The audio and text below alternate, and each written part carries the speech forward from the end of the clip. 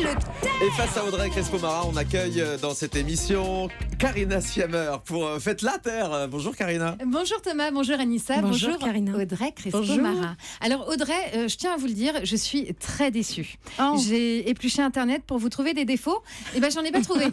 Enfin si, j'en ai quand même trouvé un. À chaque fois que vous êtes invité quelque part, tout le monde vous dit que vous êtes belle. Non, mais c'est vrai que c'est hyper agaçant. Vous êtes intelligente, vous avez fait de longues études, vous avez fait Sciences Po, et la seule chose que les gens vous disent, c'est vous êtes belle. Remarquez, c'est l'avantage de l'âge, profitez, parce que les derniers temps, Claire Chazal, on lui disait qu'elle était gentille. Et Arlette Chabot, que vous remplacez à la rentrée sur LCI, on lui disait rien, la pauvre. Non, mais alors, vous êtes très belle, mais pas que. C'est comme si dans son resto, on disait à Philippe Etchebest, qui s'est fait chier à faire un gigot de 7 heures, elle est belle ta nappe.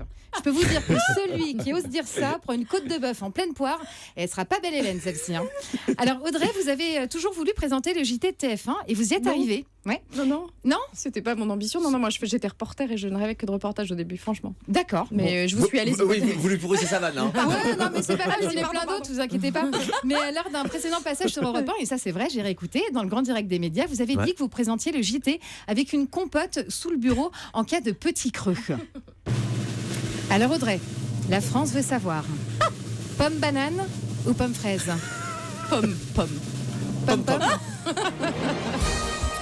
Je peux vous dire, Audrey, que ça va faire parler sur Twitter. Heureusement, vous avez l'habitude, les gens ne vous ont pas épargné sur Twitter pour votre interview de Nicolas Sarkozy. Il y a eu tellement de messages méchants qu'à un moment, j'ai cru que c'était vous qui aviez balancé que Jon Snow de Game of Thrones était mort.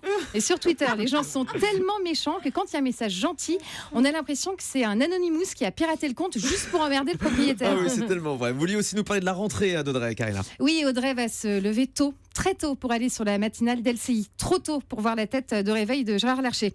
Alors, vous n'avez pas de chance quand même, Audrey, parce que les vacances, vous bossez tous les week-ends et l'année, on vous colle à la matinale avec des réveils à 3 du mat. Alors, je ne suis pas voyante, mais la RH du groupe et vous ne devez pas être hyper copines non plus.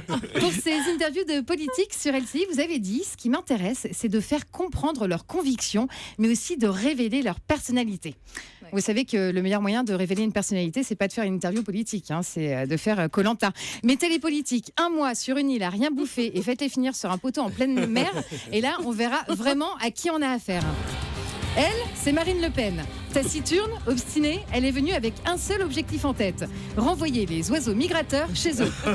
Bon voilà, c'est un concept, Audrey, vous en faites ce que vous voulez. En tout cas, je vous souhaite un très bel été. Je vais le proposer. Et j'espère pour nous tous que vous aurez plus de meilleures nouvelles à nous annoncer. Je l'espère aussi, vraiment. Merci beaucoup, Karina Siamer.